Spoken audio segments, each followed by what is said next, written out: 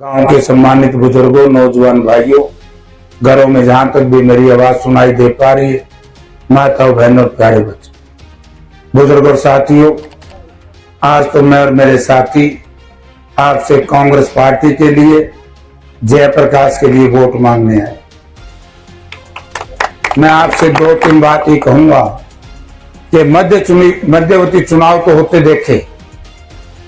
मेरे 40 साल की राजनीति में हमने जब भी चुनाव देखे, जब कोई विधायक सड़क से हार गया, हमने चुनाव जब देखा तो कोई विधायक एमपी बन गया। गीता जी आओ, गीता जी से सारे परिचित हो गए, इंचार्ज है ये पूरे इलाके की, और 4 बार की ये मंत्री और एमएलए है।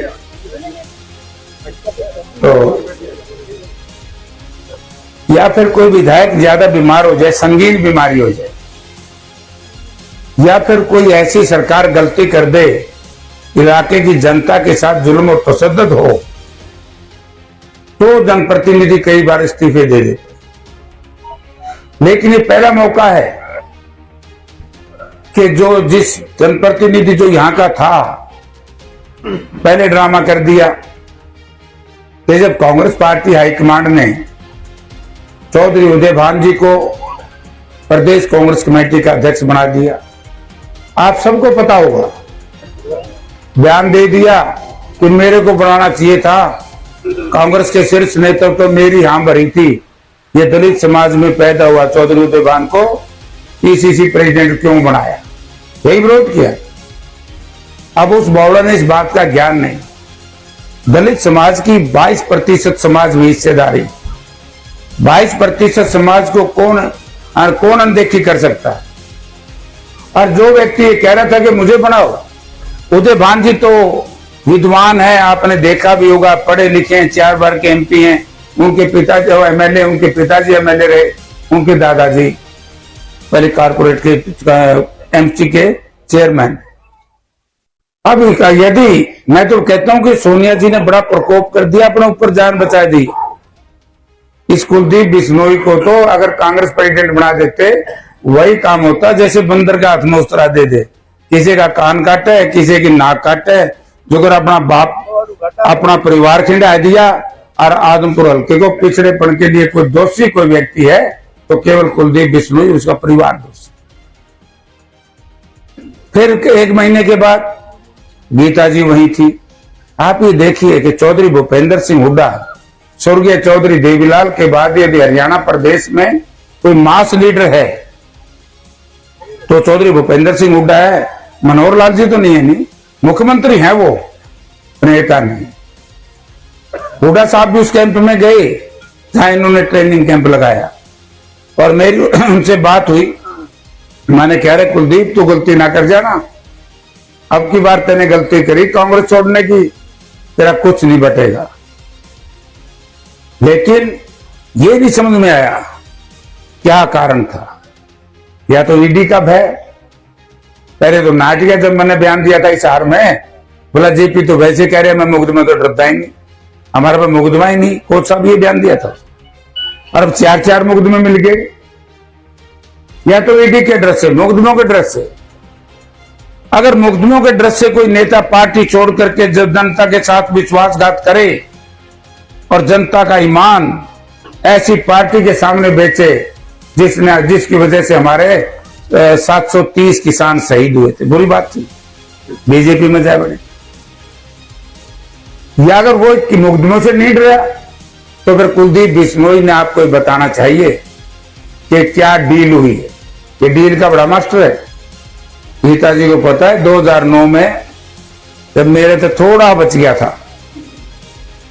था ना डील हो नहीं पाई, कोई अब की बार मार दो, तो मैं यही समझता हूं कि वो तो अंदर डील कर दो रहे हो।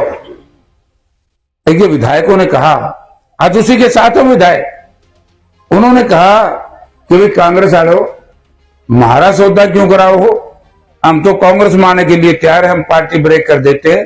5 विधायक पार्टी छोड़ करके आज का तोड़ दी, वो हेलीकॉप्टर में गीता और के साथ चंडीगढ़ पहुंच गए। और श्रीमान जी सामने बोला मेरे साथ सौदा आया था, सौदा तो विधायक बेच दांड है, खुद बिक दांड है, किस बात का सौदा था? राजनीति में कभी सौदे नहीं होते। हाँ, अच्छा व्यापारी तो है, राजनीतिक नहीं है। इसीलिए हीरा जवाहरात के मामले को लेकर के 200 करोड़ रुपए की मनी लॉन्ड्रिंग का केस इस परिवार पे है, और जिसकी वजह से इसने भारतीय जनता पार्टी के सामने घुटने टेके। तो एक तो ये, और दूसरा जयप्रकाश अभी मुझे पत्रकार पूछने लगे, बोला जी ये कोड़ी वाला मकान आपने बना लिया, मावे थमने के मैंने रहने मिल गया, थर दर्द हो रहा है, तो मेरे पे सारा हिसाब मांगो जो इस कुर्सी बिस्नोई पे भी मांग लो कि इसे यही पूछ लो भाई डील क्या हुई है? जयप्रकाश को जिताओगे, जयप्रकाश विधानसभा में जाएगा, विपक्ष में बैठेगा, लेकिन मैं ये कह सकता हूं कि विपक्ष का विधायक भी अपनी उतनी विकास कार्य करा सकता है जितना सत्ता पक्ष। 5 करोड़ की तो जब मैं एमपी थे, मैं हिसार से एमपी था, ये भिवानी से एमपी था, और आप लोगों को बता गया कि मैंने कांग्रेस छोड़ दी, ये कहता रहे ना। मार्च 2009 में जब न्यूक्लियर पावर को लेकर के पार्लियामेंट में बहस हुई थी, परमाणु ऊर्जा को लेकर, तब मैंने देखा कि कुलदीप बिश्नोई हमारे पिछली सीटों पे बैठा है। तो मैंने स्पीकर साहब से कहा कि स्पीकर साहब, कुलदीप तो कह रहे मैंने इस्तीफा दे दिया है, ये हाउस में कैसे आ गया? क्योंकि जो एमपी ना रहे वो सब हाउस में नहीं बढ़ सकते। खड़ा होकर कहता है, बोला जी मैंने तो लोगों को वैसे बुका दिया था, मैं तो कांग्रेस में हूं। अपनी संपत्ति बचाने के लिए, अपनी ऐश और ऐश्वर्य की राजनीति करने के लिए आप लोगों को बहकाता रहा। कांग्रेस पार्टी में 2005 से लेकर के 2009 तक चौधरी भूपेंद्र सिंह हुड्डा चीफ मिनिस्टर थे, और आप लोगों को याद होगा कि बाढ़ समुद्र में आए थे नहीं? चुम्बन मांग रखी थी हुड्डा साहब के सामने, हमने एक मांग भी पेंडिंग नहीं छोड़ी, और फिर भी बावड़े नहीं गए, हुड्डा ने विकास कार्य नहीं कराए।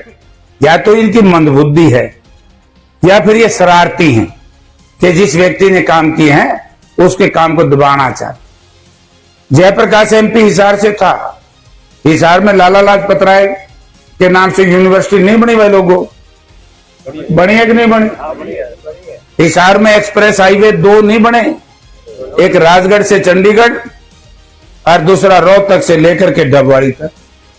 हिसार को दिल्ली सीधा रेलवे लाइन से नहीं जोड़ा, हांसी से लेकर के रोहतक तक, सरसा तक, बठिंडा तक के लोगों का लाभ रहा। पुरवाला में थर्मल पावर प्लांट नहीं बनाया। जब वो काम भूपेंद्र सिंह हुड्डा ने जयप्रकाश के रिकमेंडेशन से वहां किए, तो ये आपका एमपी था, इसने इस इलाके में काम क्यों नहीं? एक ही काम उस दिन पेंडिंग रह गया था, मैं आज बता के जा रहा हूं पांडेडी गांव के लोगों, और बहुत बड़ी आपकी लाइफ लाइन जैसे कहते हैं ना SYL। मैंने एक प्रोजेक्ट तैयार करवाया था, जब एक खड़ी रैली हुई थी आदमपुर में। वैसे तो बड़े न्युगवे हैं, जेपी आया को नहीं, बड़े झूठे आदमी है। पहला नुगा झूठे मर जाए तो आप भी नहीं चढ़ता इनके।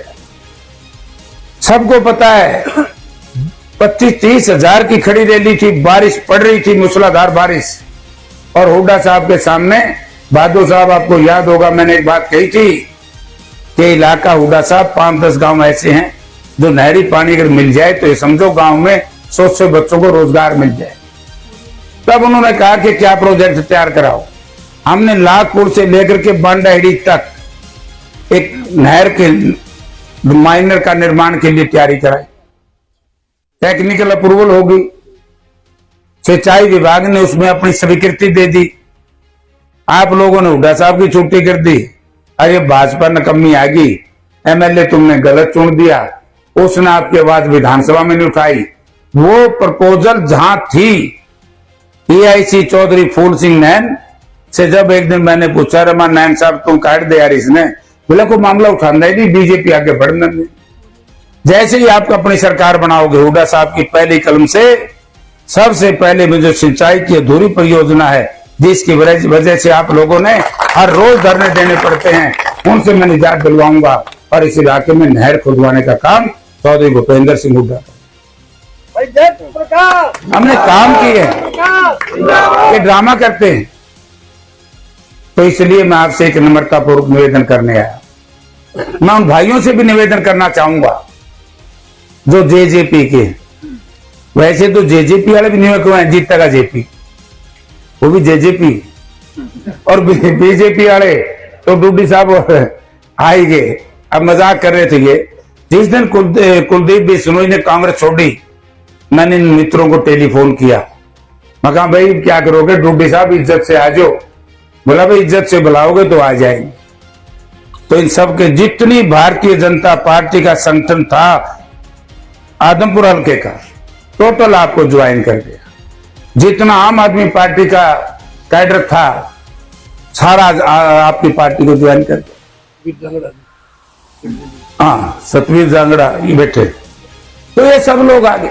तो मैं आपसे एक बात कहना चाहता हूं कि ये मौका देखो कि पहली बार सरकार में तो आंधे देखे, सरकार छोड़ करके पहली बार आंधे देखे तो हमने हरियाणा में आंधे देखे, हुड्डा के नेतृत्व में आते देखे कि चाहे बीजेपी हो, और कल तो बहुजन समाज पार्टी के साथियों ने बड़ा भारी निर्णय ले लिया।